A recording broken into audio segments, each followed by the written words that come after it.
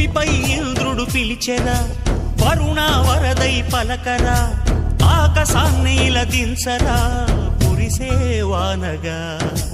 మారని ఆతన తీర్చగా, మాతల రాతలు మార్చగా, ఈ జల యజ్ఞము సాక్షిగా తలనే వంచరా.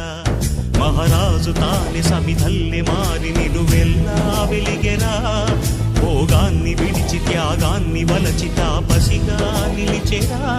జనక్షేమమే తన సంకల్పముగా, తన ఊపిరి హోమజ్వాలలుగా, స్వర్గాన్నే శాసించెనురా, అమృతమును ఆహ్వానించెనురా.